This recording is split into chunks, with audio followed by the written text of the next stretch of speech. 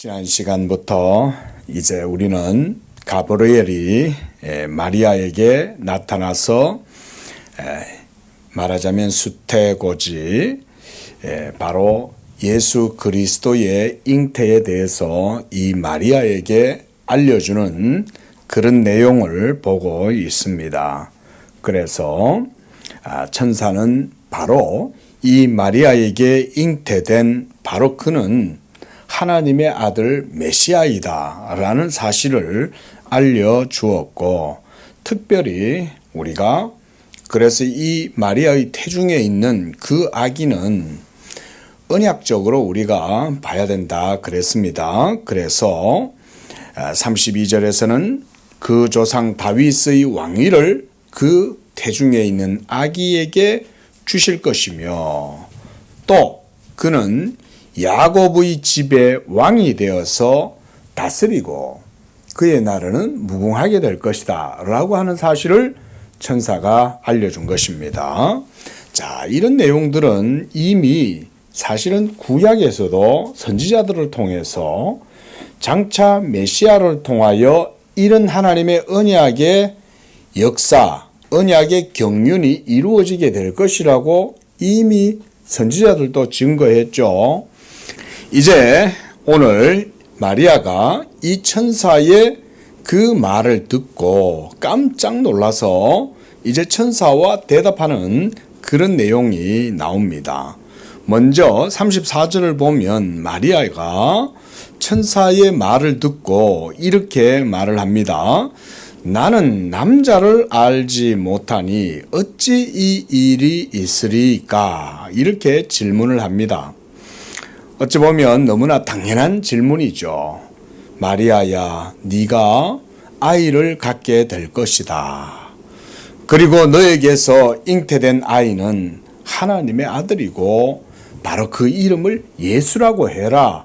이러면서 아이가 생기게 될 것과 함께 그 아이의 이름까지 천사가 말해주니까 이 마리아는 깜짝 놀라겠죠. 가장 근본적이고 기본적인 질문은 저는 아직 남자와 동침하지 않았는데요, 이거죠. 이거는 만고불변의 상식이고 진리 아니겠습니까? 그렇죠?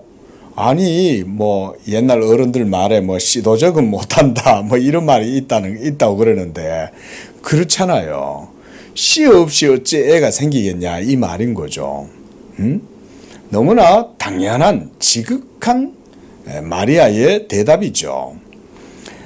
남자를 알지 못하니 어찌 내가 아이를 가질 수가 있겠습니까? 이런 얘기인 거죠. 그때 바로 천사가 성령이 너에게 임하시고 지극히 높으신 이의 능력이 너를 덮으실 것이다. 여기에서 덮는다, 품는다 이 말은 성령의 공작, 성령의 역사, 그걸 말하는 겁니다. 우리가 창세기 1장에 보면 하나님의 신은 수면 위에 운행하시니라 이런 표현이 있죠. 창세기 1장에 보면 그 표현이 뭐냐면 성령이 지구를 마치 암탉이 자기 병아리를 품고 있듯이 이렇게 품고 있는다라는 의미의 그런 원어적 의미가 있습니다. 그러니까 지금 성령께서 마리아의 태중에 임하셔가지고 이렇게 그녀를 품으시고 그래서 덮으실 때에 성령이 마리아 안에 잉태를 그리스도의 몸을 만드시는 이런 역사를 지금 하시는 거예요. 우리가 이 마리아의 동정녀 마리아의 그 임신 그 자체만 생각하면 우리가 상식적으로 안 맞는 것 같지만 우리가 사실은 하나님의 천지 만물의 창조의 능력을 생각해 보면 또 그것 또한 하실 수가 있죠. 그래서 오늘 본문 말씀 37절에도 보면 대저 하나님의 모든 말씀은 능하지 못하심이 없느니라. 이렇게 말씀하죠. 천지 만물을 무에서 유로 창조하신 그 하나님이 마리아의 몸에 또한 아담을 만드시듯이 그렇게 하나님의 아들의 몸을 거기에도 만드실 수가 있지 않느냐, 그런 얘기인 거죠. 자, 우리는 그저 이렇게 기본적인 내용만 살펴봐서는 안 됩니다.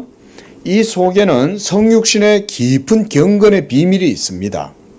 이게 우리 기독교, 그리스도교죠. 뭐냐면 바로 그 몸을 가지시고 신성과 인성이 연합된 그 예수가 바로 온 인류의 구속주시기 때문에 우리는 이 경건의 비밀인 성육신에 대해서 이런 본문들을 통해서 우리가 좀 더 깊이 있게는 살펴봐야 됩니다. 그래서 마리아는 남자를 알지 못한다라고 했을 때 이것은 인간의 생식 방법을 통해서 이루어지는 임신을 말하는 겁니다. 그러나 여기에서 우리가 봐야 될 것들이 뭐냐면 바로 하나님께서 이 마리아의 몸 안에 하나님의 말씀의 능력으로 새로운 그리스도의 몸을 그 속에 창조하셨다는 거예요. 우리와 똑같은 몸이에요. 그리고 그 몸을 바로 마리아의 몸을 통해서 잉태시켰다는 것입니다. 이런 유사한 방법이 창세기에 또 하나 있죠. 바로 하와를 만드실 때 하와를 어디에서 취하셨어요? 하나님이 아담의 갈비에서부터 여인을 취해가지고 그 갈비를 근본으로 해가지고 하와를 창조하셨다 그랬잖아요. 그러니까 뭐 이 똑같은 사건은 아니지만 어느 정도 유사성이 있죠. 그런데 바로 예수 그리스도는 창세기 3장 15절에서 말씀하는 바로 그 예언의 사건이 성취된 사건이죠. 창세기 3장 15절 우리 다 아시죠? 예? 뱀은 여자의 후손의 발꿈치를 상하게 할 것이지만 여자의 후손은 뱀의 머리를 상하게 할 것이다 라고 하는 우리가 소위 원시 언약 또는 마더 카바넌트 모 언약이라고도 하죠. 여기에서 나오는 여자의 후손이란 말에 우리가 주목을 해야 됩니다.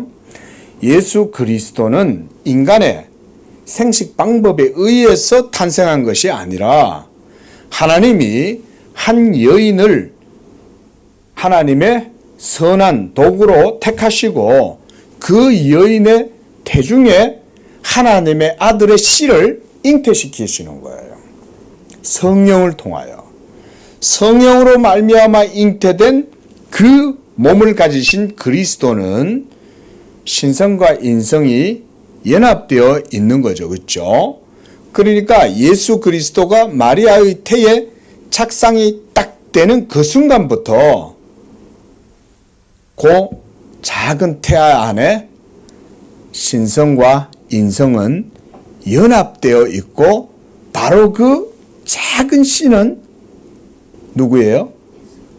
그렇죠. 그리스도인 거예요. 그리스도. 그리스도란 말은 메시아, 구원자란 말이죠. 바로 그 작은 씨가 마리아의 태중에서 생기자마자 그때로부터 인성과 신성이 항상 연합되어져 있다. 우리가 이런 사실을 이런 본문을 통해서도 우리가 좀 봐야 됩니다. 자, 그래서 하나님께서 35절에서 이렇게 성령이 너에게 임하여 그의 지극한 능력으로 너를 덮으심으로써 너에게 아이가 태어나게 할 것인데 나실 바 거룩한 이는 하나님의 아들이라고 일컬어지리라 그랬어요. 자, 여기 이 35절 안에 신성과 인성이 다 기록되어져 있습니다. 한번 다시 한번 보십시오. 35절 보세요. 자, 성령이 네게 임하고 지극히 높으신 이의 능력이 너를 덮으시리니 이름으로 나실 바 거룩한 이는 그랬어요. 바로 인성을 가지신 그리스도를 말하죠. 그런데 그런 인성을 가지셨지만 또한 그분은 어떤 분이에요? 하나님의 아들이라는 거예요. 이 하나님의 아들이란 제2위 삼일체 가운데 성자의 위격을 얘기하는 거예요. 그러니까 나신다는 것은 마리아에게서 태어나는 자이니까 인성을 가졌죠.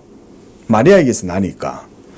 그러면 이 인성은 없었던 때가 있었다. 우리가 이렇게 고백해야 된다 그러죠. 그렇죠? 그러면 신성은 없었던 때가 있습니까? 없죠. 신성은 영원하잖아요. 그는 나신 때도 없었고 또 끝도 없고 시작도 없는 분이에요. 그가 바로 신성을 가지신 그리스도시다 이 말인 거예요. 그래서 이 본문 안에서는 인성과 신성이 동일하게 표기되어져 있는 거예요. 이렇게. 자, 그런데 바로 이 사실이 너무나 믿기 어려운 일이죠. 아무리 믿음 좋은 마리아 처녀, 여러분 처녀라고 해봤던 이때 당시에 나이가 20살이 안 됐어요. 요즘으로 할 것 같으면 아직도 청소년이에요, 청소년. 옛날이야, 이제 18세, 이렇게 되면 시집도 가고, 애도 낳고 이러잖아요. 벌써 그때가 된 거예요. 근데, 이렇게 어린 마리아라도, 믿음이 좋다 하더라도, 이 놀라운 일은 믿기가 사실상 힘들죠. 오늘날도 우리가 뭐 교리가 있고, 이래도 그게 그렇게 신학이 있고 교리가 있어도 그걸 믿는다는 게 쉬운 일이 아니잖아요. 예? 어떻게 남자와 동침하지 아니한 여인이 아이를 가질 수 있느냐. 그래서 마리아도 여기서 그 얘기를 한 거잖아요. 저는 남자를 알지 못하는데 그러는 거잖아요. 그러면 남자도 알지 못하던 이 여인에게 이 아이가 생겨났단 말이죠. 그러면 여기서 사람들이 상상을 해요. 무슨 상상을 하냐면 성경을 기록한 사람이 이제 허구를 적었다. 대표적으로 이제 그런 내용들이 주로 많이 이제 언급이 되죠. 왜냐하면 성경의 기록자는 사람이니까. 그러니까 누가도 사람들이 믿고 싶어 하는 거를 적었다. 이런 식으로 이제 성경을 기록한다 이 말인 거죠. 자, 우리가 알다시피 누가는 직업이 의사입니다. 그렇죠? 그리고 가장 지금 이 글은 데오빌로에게 전하는 글이잖아요. 그 공신력도 있어야 되고 상당히 권위가 있어야 되는 거예요. 이 글 자체가. 검증이 돼야 되는 거예요. 더군다나 이걸 기록하고 있는 사람은 의사인 누가입니다. 누가는 여인의 몸을 의사니까 그래도 전문적으로 이해하고 있겠죠. 그렇죠? 그런데 바로 그런 누가가 이 마리아에게서 아이가 생겨났다는 얘기를 지금 기록하고 있는 거죠. 우리가 그런 사실들도 생각을 해봐야 됩니다. 자, 그래서 천사가 이렇게 대답합니다. 36절에 네 친족 엘리사벳도 늙어서 아들을 배었느니라. 본래 임신하지 못한다고 알려진 이가 이미 6달이 되었다. 이 본문을 보면 이미 임신하지 못한다. 본래 임신을 못하는 거예요. 그러니까 엘리사벳은 임신할 수 없는 몸을 가지고 있었던 거예요. 오늘날로 하면 불임이죠, 불임. 그렇죠? 남자에게 문제가 있을 수도 있지만 불임의 원인이 여자에게 있을 수도 있어요. 그런데 그런 불임, 본래 임신하지 못한다라고 알려져 있었던 엘리사벳에게 아이가 생긴 거예요. 그런데 엘리사벳에게 생긴 아이는 사가랴의 씨로 태어난 아이죠. 성령으로 잉태된 것은 아니에요. 그러나 하나님께서 이 엘리사벳 가운데 역사하셔가지고 엘리사벳이 본래 태가 열리지 않아서 임신할 수 없었던 그 태를 하나님이 열어서 임신할 수 있도록 역사하시는 거죠. 그래서 본래 임신하지 못한다고 알려졌던 그 엘리사벳이 이미 임신해서 6달이 되었다. 자, 저는 여기서 하나님께서 이 그리스도의 탄생을 벌써 여기서부터도 준비하고 있다, 이렇게 봅니다. 왜냐하면 지금 마리아에게는 뭐가 필요하냐면 믿음이 필요하죠. 하나님의 성령의 역사가 마리아에게 이루어질 때 이 마리아가 그 하나님의 역사를 그대로 수긍하고 받아들일 때에 마리아에게는 믿음이 있어야 되는 거예요. 그래야 마리아의 몸 안에 잉태된 그 아기를 믿음으로, 그렇죠, 어머니가 되어서 품고 그 아이를 키워야 되잖아요. 요즘으로 할 것 같으면 무슨 태교 이런 것들이 있겠지만 그때야 그런 게 없다 하더라도 어쨌든 자기 안에 잉태된 씨가 있다는 것을 알면 그걸 믿음으로 받아들여야 돼요. 믿음으로 받아들이지 않으면 아무렇게나 행동하고 다닐 거 아니에요. 못 먹을 거 아무렇게나 먹고 이럴 거 아니에요. 그러니까 벌써 여기서부터 하나님이 준비해 주시는 거예요. 그래서 마리아에게 엘리사벳의 임신 사실을 알려주는 거예요. 봐라, 본래 엘리사벳은 임신도 못하던 그런 태가 닫혀 있었던 여인이었는데 하나님이 역사하셔서 그렇게 이제는 나이도 많아갖고 더 이상 나이로도 임신할 수 없는 나이에 임신하게 되었지 않느냐. 벌써 6달이나 되었다? 하니까 마리아가 그제서야 조금씩 믿음이 생기는 거죠. 깜짝 놀라는 거예요. 그래요? 왜냐면 엘리사벳은 사촌 언니잖아요. 사촌 언니. 자, 그러면서 37절에 천사는 하나님의 모든 말씀은 능하지 못하심이 없다 라는 말을 덧붙여 주는 겁니다. 이 모든 일들이 다 무슨 능력으로? 하나님의 말씀의 능력으로 이루어진다고 천사가 마리아에게 알려주는 거예요. 자, 여기서 우리가 또 한 가지 봐야 될 건 뭐냐면 성령이 마리아의 태 안에 그리스도의 몸을 잉태시킬 때에 하나님의 말씀의 능력으로 했다는 사실을 우리가 또한 주목해야 됩니다. 성령의 능력은 말씀의 능력을 떠나지 않아요. 성령은 말씀과 함께 역사하시는 거예요. 그래서 하나님의 말씀의 능력으로 마리아의 태중에 성령이 작용하셔가지고 그 말씀으로 그리스도의 몸을 마리아의 태 가운데에 잉태시킨 거예요. 이게 성령의 잉태입니다. 그래서 이제 38절 보세요. 마리아가 이 천사가 전한 말을 듣고 이제는 믿음으로 이걸 받아들입니다. 그래서 주의 여종이오니 말씀대로 내게 이루어지이다. 이게 이제 마리아가 하나님의 역사를 믿음으로 받아들이는 거예요. 여기서 기본적으로 우리는요, 하나님의 모든 역사를 겪을 때에, 경험할 때 사실은 우리의 믿음이 앞서는 게 아니라는 사실을 알아야 됩니다. 먼저 뭐가 앞서는 거예요? 그러면 하나님의 섭리와 역사가 먼저 이루어지는 거예요. 모든 일들이 다 그렇습니다. 우리가 기도해서 하늘 문이 열릴까요? 아니면 하나님이 이미 하늘 문을 열어놓고 있는데 우리가 기도하는 걸까요?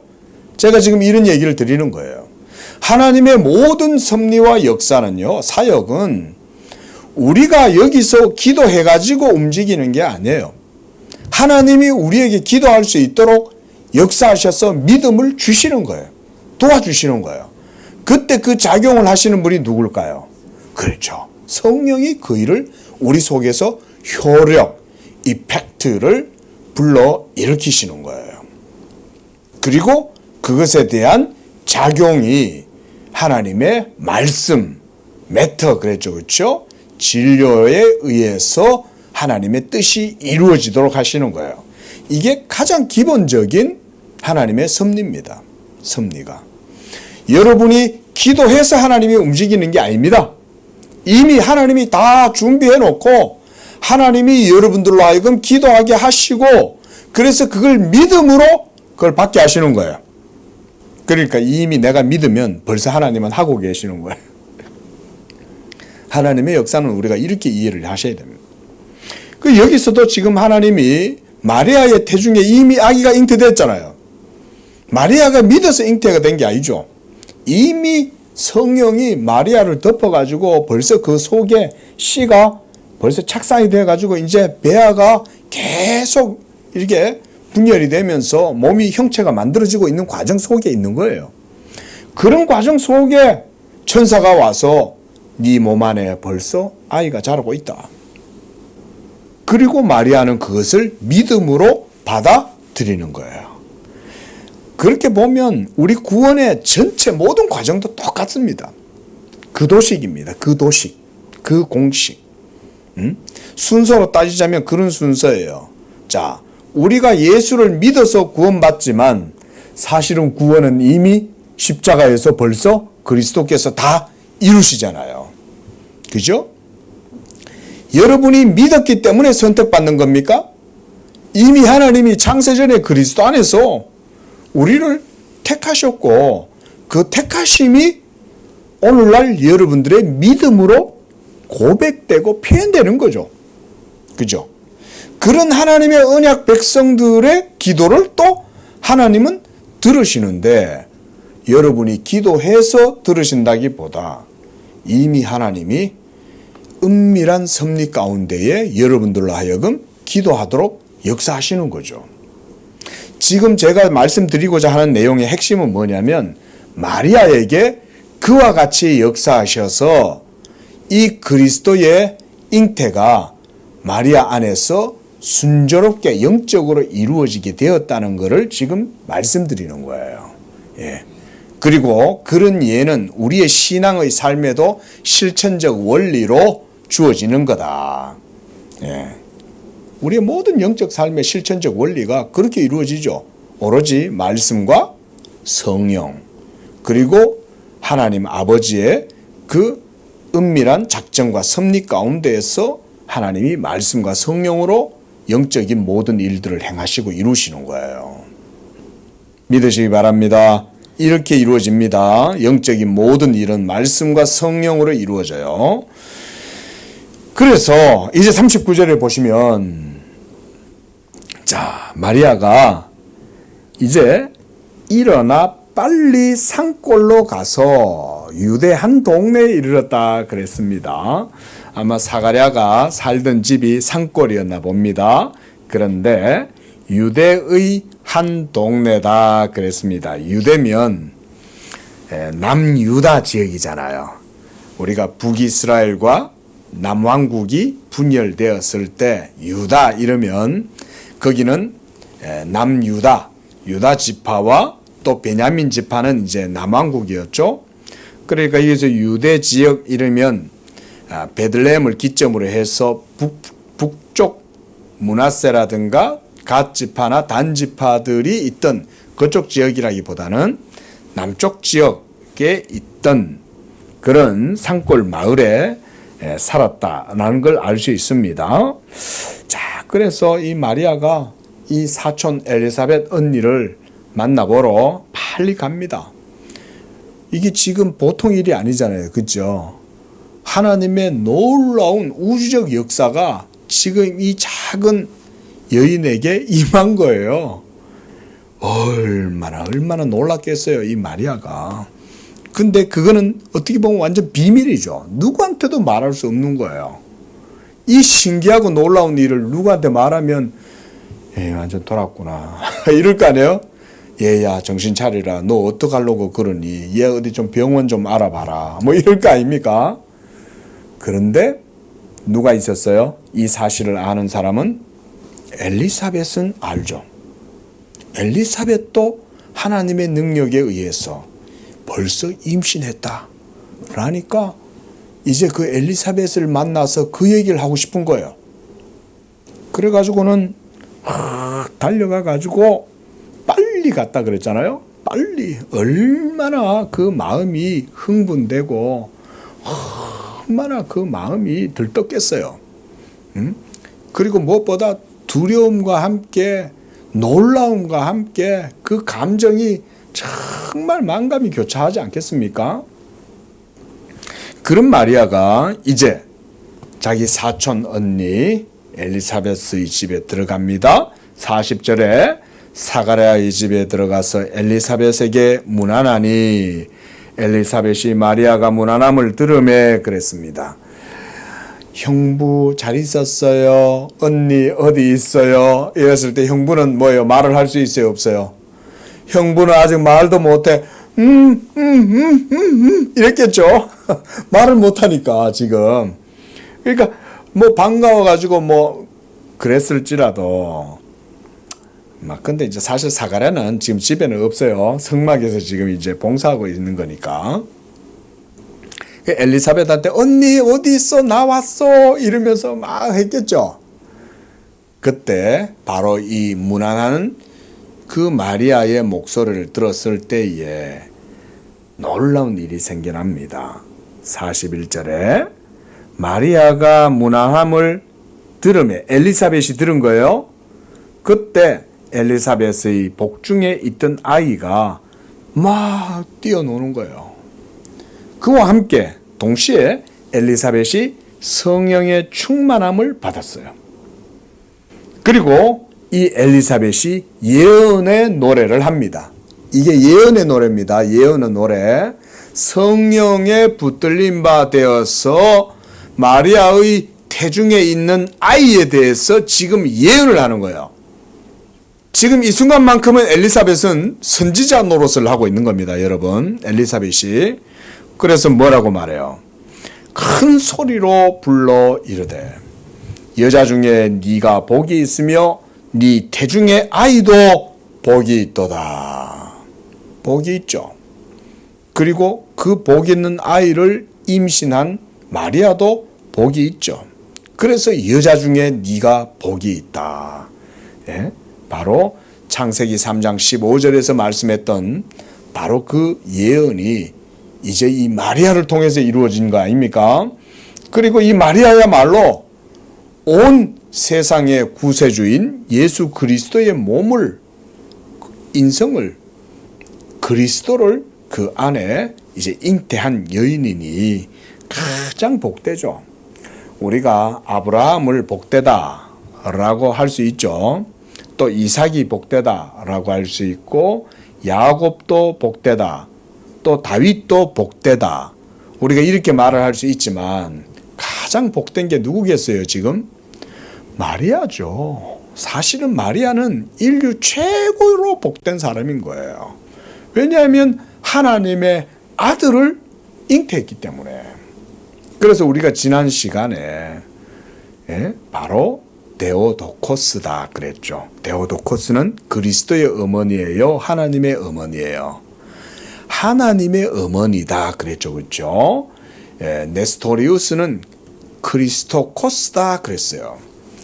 크리스토코스란 말은 그리스도의 어머니다라는 말이었는데, 이때 이 네스토리우스가 얘기했던 건 뭐냐면, 그가 말한 그리스도라는 말은 하나님이 아니고 마리아의 태중에 있는 그 아이는 그저 사람으로서 그리스도다 라고 했기 때문에 그리스도토코스라고 그런 거예요. 하지만 기릴은 그거에 대해서 하나님의 어머니다 이렇게 말을 했죠. 그래서 데오도코스, 하나님의 어머니가 맞는 말이다 이렇게 해가지고 바로 그 네스토리우스가 이제 이단으로 정죄가 되었죠. 그래서 여기서도 보면 여자 중에 네가 복이 있다 이 말이 그가 바로 하나님의 어머니라는 거예요. 자, 43절에 보니까 내 주의 어머니가 내게 나왔다 그랬어요. 자, 이게 지금 엘리사벳이 이 사실을 어떻게 알았을까요? 엘리사벳은 지금 마리아의 태중에 아기가 있다는 사실에 대해서 아직 모르죠. 잘 있었어? 형부는 어떻게 지내? 건강해? 언니 임신했다며? 야, 너 그거 어떻게 알았냐? 뭐 이런 얘기하고 있었을 거 아니에요. 그런데 그 소리를 듣고 있는데 마리아 엘리사벳이 성령의 충만함을 입고 예언을 하는 거 아닙니까? 그러면서 고백하는 게 뭡니까? 내 주의 어머니가 내게 나왔다는 거예요. 내 주라고 할 때 그 주는 누구를 얘기하는 걸까요? 어디에 있어요? 지금 예수는 마리아의 태 안에 있잖아요. 그러니까 마리아를 내 주의 어머니라고 그러는 거야. 이때 주님이란 여호와를 말합니다. 여러분, 이렇게 제가 좀 설명을 드려야 여러분이 구체적으로 이해가 되지, 어정쩡하게 얘기하면 그게 여호와라고 생각을 안 해요. 여러분, 예수님은 신성으로는 여호와시죠? 그렇죠? 제2위이신 여호와 아닙니까? 그래서 다윗이 시편 110편에 주의 오른편에 계신 주께서 라고 말씀하죠. 다윗이 성령이 충만해가지고 주의 오른쪽에 계신 주께서 이르시기를, 내 주에게 이르시기를 이르잖아요. 우리 시편 110편 한번 확인하고 넘어갑니다. 자, 시편 110편 말씀 한번 보세요. 시작. 여호와께서 내 주에게 말씀하시기를 내가 네 원수들로 내 발판이 되게 하기까지 너는 내 오른쪽에 앉아 있으라 하셨도다 그랬어요. 누가? 여호와께서 누구에게? 내 주에게 그랬어요. 내 주에게. 하나님이 다윗의 주님에게 너는 내 오른편에 앉아 있으라 라고 말하는 걸 다윗이 봤다 이 말인 거예요. 성령이 충만해서 하늘을 봤다 이건 거예요. 여러분, 하나님은 우리의 눈을 열어서 하늘의 기이한 것을 볼 수 있도록 해줍니다. 성경을 읽어도요, 이걸 보지 못하면 절대 성경 속에 있는 참된 진리를 볼 수 없습니다. 하지만 하나님의 성령이 여러분들에게 눈을 열어서 성경의 증거들을 여러분들로 하여금 볼 수 있는 영적인 눈을 열면 성경 속에서 누구를 보게 되는 거예요? 예수를 보게 되는 거예요. 똑같은 방식이죠. 하나님이 다윗의 눈을 열어서 하늘에서 일어나게 되는 영적인 신령한 일들을 보게 했을 때 거기에는 삼위일체 하나님이 계시는데 그 삼위일체 하나님 가운데 성부 하나님이 다윗의 주이신 언약의 주라 그랬죠. 구약시대 때 역사하신 분이 바로 그 다윗의 주이신 그리스도 예수님에게 말씀하시더라 이거예요. 그때 내 주에게 그랬단 말이에요. 그런데 지금 엘리사벳도 동일하게 마리아의 그 태중에 있는 아이를 향하여 뭐라고 그럽니까? 내 주의 어머니다 라고 하는 거예요. 이제 이 배아가 분열이 되어 가지고 이제 몸이 점점점 만들어져 갈 때 얼마나 분열이 됐겠어요? 응? 그런 마리아 안에 있는 그 잉태된 애기 태아를 일컬어서 내 주라고 고백한다는 거예요. 이것을 제가 말씀을 드리는 거예요. 바로 그 마리아의 태중에 있는 그 아기는 신성과 인성이 지금 연합되어져 계시되 그 인성은 지금 막 자라나고 있는 거죠. 마리아에게서 모든 육체의 성장, 육체가 자라나는데 필요한 모든 영양소를 다 받아 누리면서 자라나고 있는 거죠. 그러니까 내 주의 어머니가 내게 나오니 이 어찌된 일인가. 기가 막힌 일인 거죠. 인류 최초에 단 한 번밖에 없는 사건이고 전 우주적으로도 단 한 번밖에 없는 사건이에요. 더 이상 일어날 수 없는 일이 지금 일어나게 된 겁니다. 그래서 44절에 네 무난한 소리가 내 귀에 들릴 때 아이가 복중에서 기쁨으로 뛰놀았도다. 여기서 또한 우리가 알 수 있는 건 세례 요한은 하나님의 택하신 자잖아요. 하나님께서 이 세례 요한으로 하여금 이제 엘리사벳에게서 잉태되게 하시고 그렇게 해서 지금 자라나게 했을 때 이제 6개월이 되니까 애가 이제는 뭐 소리도 다 듣잖아요. 그죠? 6개월이면. 그러니까 뱃속에서 하는데 특히 이 마리아의 소리를 들었을 때에 이 어린 그 태중에 있는 아기도 성령으로 충만하니까 이 아기도 그리스도로 말미암아 막 기뻐하는 거예요. 우리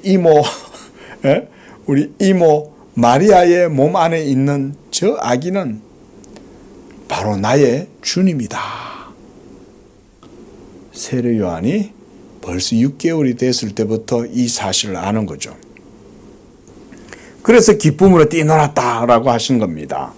그리고 45절에 주께서 하신 말씀이 반드시 이루어지리라고 믿은 그 여자에게 복이 있도다. 이건 앞서 바로 마리아가 38절에 주의 말씀대로 내게 이루어지이다 라고 했던 그 내용을 여기에서 엘리사벳도 말하고 있는 겁니다.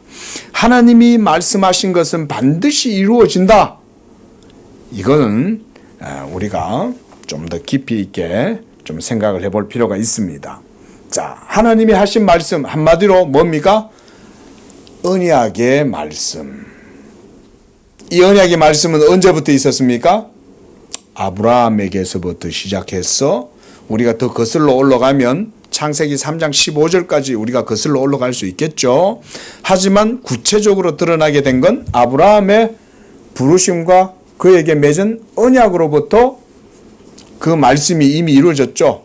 바로 뒤쪽에 우리가 다음 시간에 이제 아브라함 언약에 대한 내용들도 사가랴에 의해서 나와요. 여기서도 뭐 잠깐 그 얘기가 있긴 하지만 아브라함을 통해서 하나님이 하신 언약의 내용이 아브라함아 너로 말미암아 천하 만민이 복을 얻게 되고 너에게서 바다의 모래와 같이 또 하늘의 별과 같이 무수한 자손들이 나타날 거다 그랬잖아요.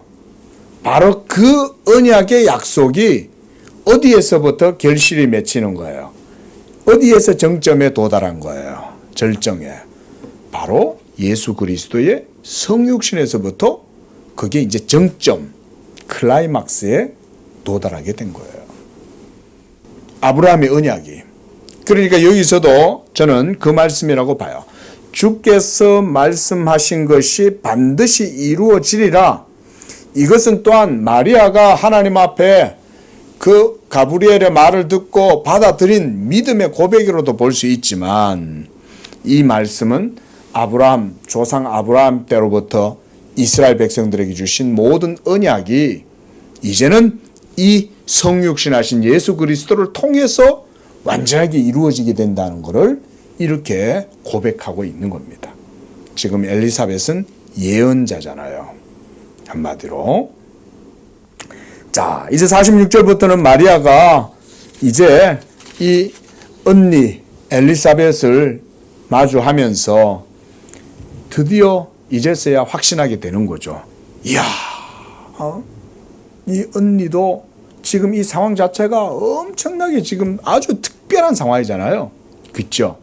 엘리사벳도 임신하지 못하던 여자가 임신하게 되었을 뿐만 아니라 나이가 많아가지고 더 이상 임신할 능력이 없는데 임신했을 뿐만 아니라 또 그 언니가 일컬어서 자기를 보고 막 내 주의 어머니로다.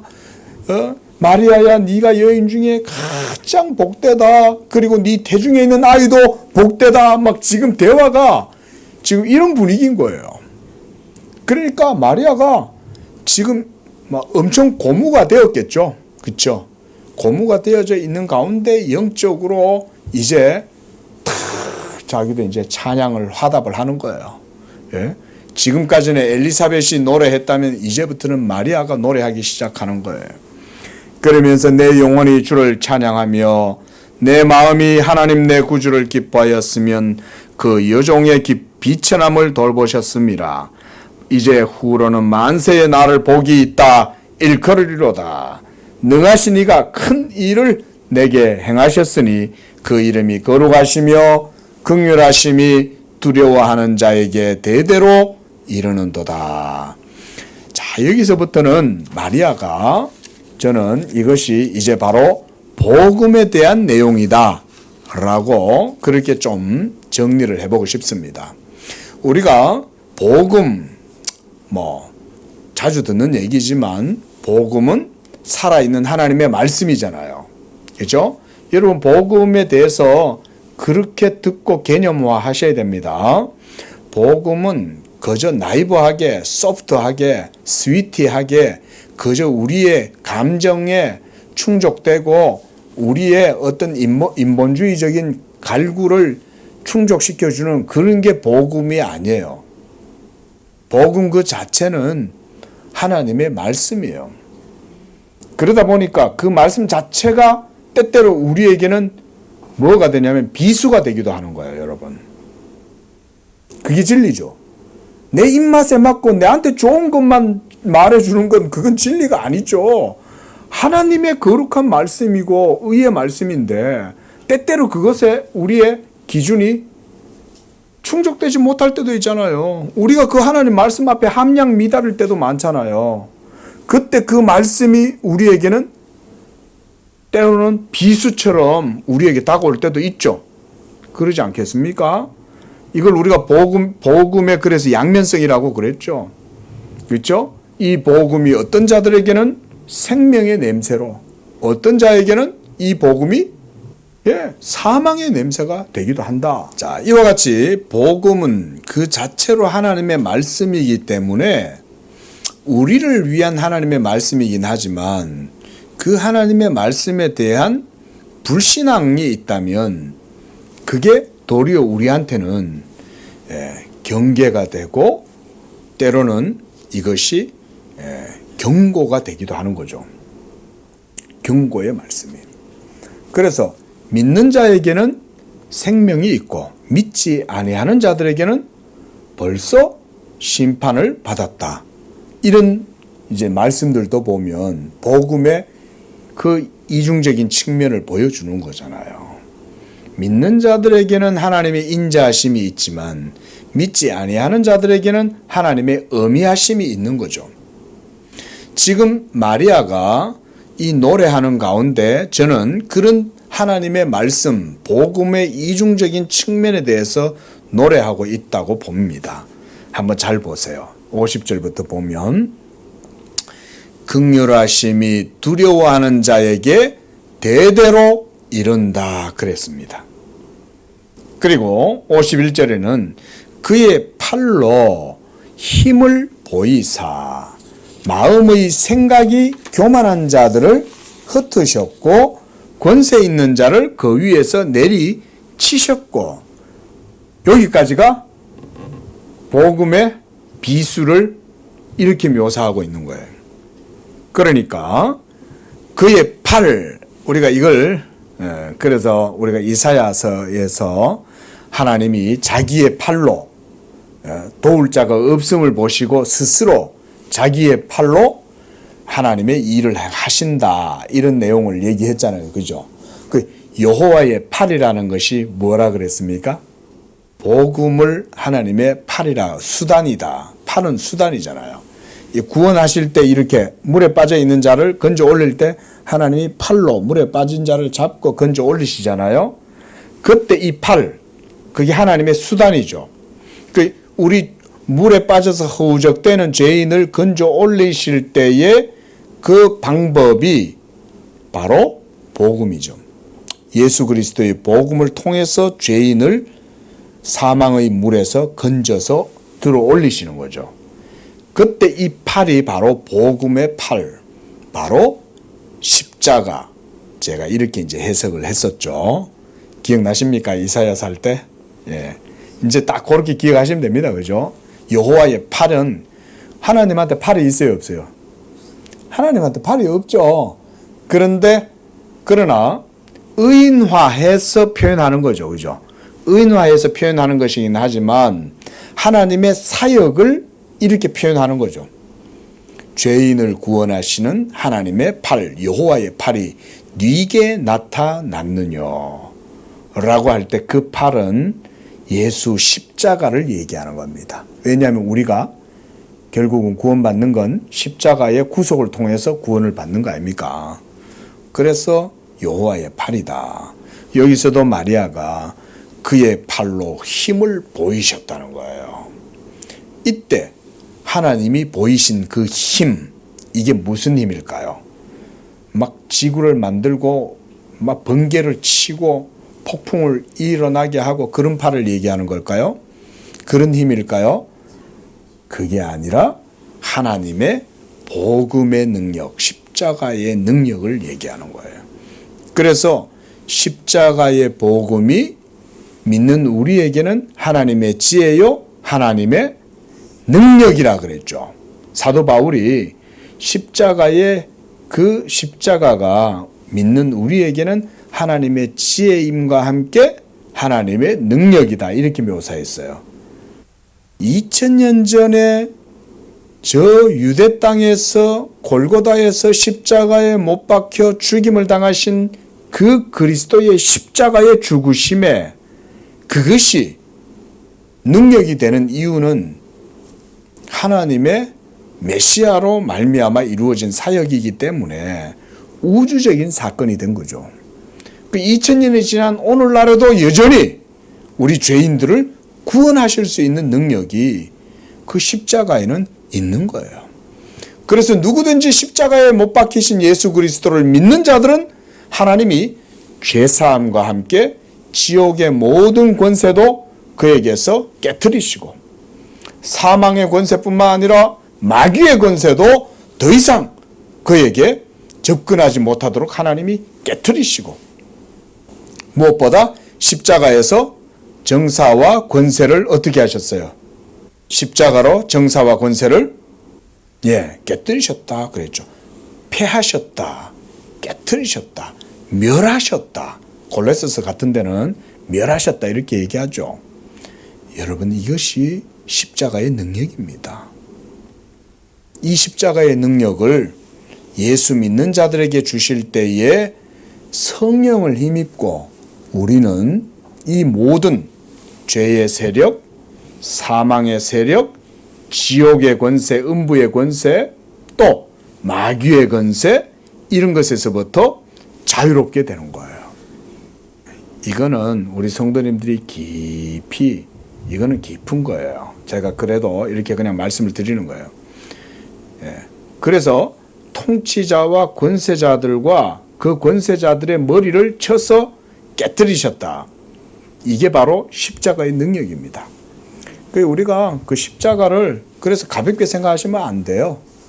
십자가를 무슨 명상하는데 무슨 도움이 되는 아이콘 정도로 생각하시면 안 되고 무슨 귀신 쫓아내는 무슨 그런 주술적으로 생각해서도 안 되고 또 십자가를 우리 목에 걸고 다니는 액세서리 정도로 생각하는 건 전부 다 불신앙의 표현이에요.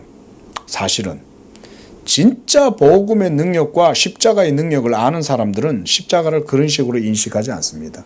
십자가는 죄의 권세, 마귀의 권세, 지옥의 권세, 그리고 통치자와 권세자들의 권세까지 다 깨뜨리는 능력이 있습니다. 이게 세상을 이긴 성도들의 믿음이에요. 성도들은 이 십자가의 보호 아래 있는 자들은 세상이 그들을 무너뜨릴 수 없습니다. 이게 우리 복음의 신앙인 줄로 믿습니다. 여기에서 마리아가 지금 노래하고 있는 이 그의 팔로 힘을 보이사라고 하는 것은 바로 이 성육신하신 예수 그리스도를 통해서 하나님께서 자기 복음의 영광을 드러내심으로써 모든 교만한 자들의 교만한 생각과 거짓된 것들을 다 드러내고 그걸로 비수처럼 모든 악한 것들, 불의한 것들을 다 정죄하고 심판하신다. 그런 의미가 이 본절의 51절에는 나오는 거예요. 그래서 마음의 생각이 교만한 자들도 흩어버리시는 거예요. 이게 누가 하시냐? 그리스도가 이 일을 하시는 거예요. 자, 여러분 이 말씀만 드리고 제가 마치겠습니다. 예수 그리스도는 그런 분이라고 우리 성도님들이 인식하셔야 돼요. 제가 방금 복음의 실제성에 대해서 말씀드렸죠. 복음도 바로 그런 겁니다. 그리고 예수 그리스도의 인격 자체가 사람들의 마음속에 감추어져 있는 모든 감추어져 있는 죄도 다 드러냅니다. 이게 하나님의 놀라운 지혜로운 역사예요. 그래서 이 예수 그리스도는 많은 사람들의 마음을 들춰내고 마음속에 숨은 뜻까지도 다 드러낸다 그랬어요. 예수님이. 이게 바로 하나님의 방법입니다. 하나님이 성육신하신 예수 그리스도를 세워서 그를 통하여 사람들의 마음속의 모든 생각들조차도 다 드러내고 판단하셔서 심판하신다. 자, 우리가 로마서 강해서에서 사도 바울이 로마서 2장 16절에서 그 얘기를 했죠. 그렇죠? 내 복음에 이른 바와 같이 하나님이 예수 그리스도로 말미암아 사람들의 은밀한 죄를 모두 다 드러내신다. 사도 바울이 이렇게 복음을 해석했죠. 여러분, 우리는요, 예수가 하나님의 말씀이다 라고 얘기할 때 그래서 그렇게 실제적으로 그렇게 이해를 해야 돼요. 이게 복음의 이중성이에요. 복음은 믿는 자들에게는 하나님의 긍휼과 자비를 드러내지만 마음이 교만한 자들에게는 이와 같이 하나님이 자기 힘을 드러내 보여가지고 십자가로 그 모든 교만한 것들을 깨트리시는 거예요. 이게 제가 항상 강조하는 바가 뭐냐? 지금도 하나님은 그렇게 하고 계신다는 거예요. 우리가 복음을 이렇게 인식하기 시작하면 그때부터 하나님은 지금도 이 복음을 통하여 그렇게 일하고 계신다. 이걸 믿어야 돼요. 이게 역사적인 바른 신앙의 이해예요. 제가 그래서 이걸 누누이 강조하는 거예요. 이제 조금 이해가 되십니까? 이런 이해를 가지고 우리가 복음의 신앙을 추구하는 겁니다. 하나님이 살아계시는 거예요. 그리고 지금은 그 십자가의 복음을 통하여 이 모든 세대를 하나님이 깨트리시고 심판하시는 거예요. 이게 실제입니다. 이게 어디 뭐 이상한 이야기가 아니에요. 이게 하나님이 실제로 자기의 말씀으로 역사 속에 지금도 이 일을 하고 계시는 거예요. 그러니까 이 복음에 대적하는 세력들은 어떻게 되겠어요? 하나님이 은밀하게 적들을 다 제거하시는 거예요. 여러분, 지금도 그거 아셔야 됩니다. 하나님은요, 교만한 자들은 그냥 안 놔둡니다. 특히 십자가의 복음을 거역하고 이 예수 그리스도의 복음을 거역하고 조롱하고 멸시하는 모든 세력들은 이 십자가의 복음의 그 여호와 하나님의 팔의 힘으로 다 깨뜨리시는 거예요. 이게 저는 이런 얘기를 드리는 겁니다. 그래서 52절도 보면 권세 있는 자를 그 위에서 내리치셨다 그러는 거죠. 권세 있는 자를 내리치시는 거예요. 이 세상에 권세 있는 자들이 항상 하나님을 거스르죠. 자기가 권세를 얻으면 그때부터 지가 뭐 왕이 되잖아요. 그렇죠? 자기가 완전 미륵이다 이러면서 나는 관심법을 갖고 있느니라 이러면서 권세만 얻으면 사람들이 정신을 못 차리잖아요. 그런데 하나님이 그런 권세자들도 꺾어서 치시는 거예요. 복음의 실제적 역사성입니다. 여러분들이 믿든 안 믿든 이건 객관적 사실이에요. 하나님은 그렇게 하시는 거예요. 교만하면요, 하나님이 권세자들은 특히 교만하면 하나님이 치셔서 꺾어버려요. 두고 보세요.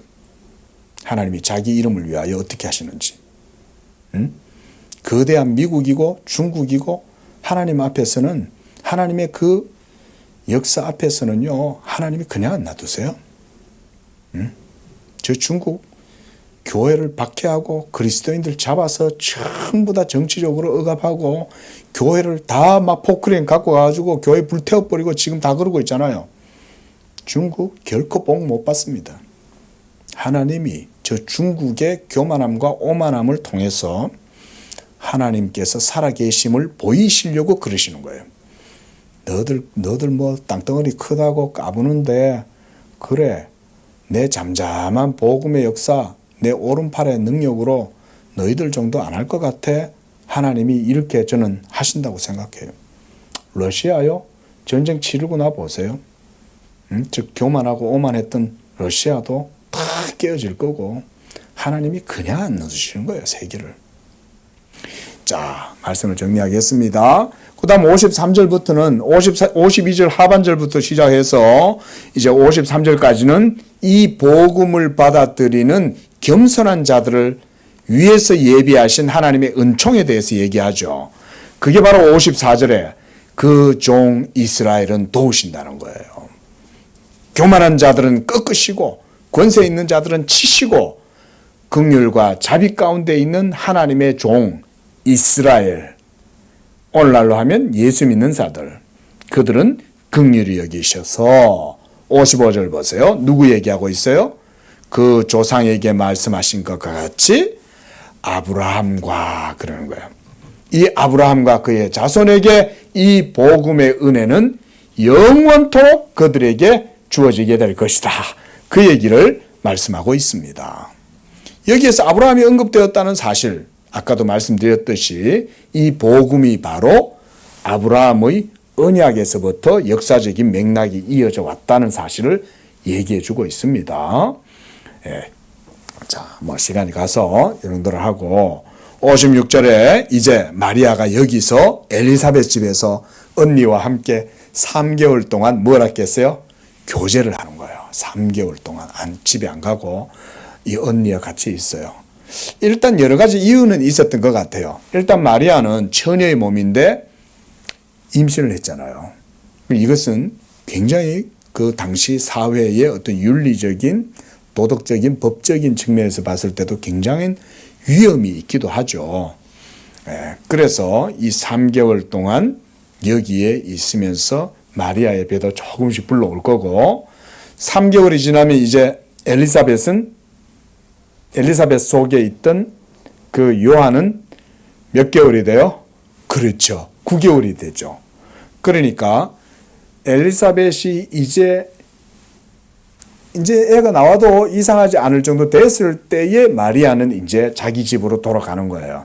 돌아가고 이 엘리사벳이 이제 세례 요한을 출산을 하게 되는 그런 일들이 이제 이루어지는 겁니다. 기도하겠습니다. 자비로우신 주님, 찬양과 영광을 드립니다. 영원한 말씀이 육신이 되셔서 인류의 구속주가 되시기 위하여 마리아를 택하셔서 그 마리아의 태중에 자기의 몸을 그 가운데 만드시고 이제 그 몸을 통해서 신성과 인성이 연합하심으로 중보자의 인격이 그 속에서 배태되고 그로 말미암아 이제 온 인류의 구속주로서 탄생하심을 보게 됩니다. 하나님, 이 예수 그리스도 영원한 말씀이 육신이 되신 것을 우리가 늘 복음의 핵심으로 기억하고 이 복음이 살아계신 하나님의 말씀이라는 사실을 늘 기억하고 그 가운데 믿음으로 복음의 은총과 복음의 자비와 복음의 생명을 누리고 하나님께 영광을 돌리는 복된 삶을 살아가게 하옵소서. 예수님의 이름으로 기도합니다. 아멘.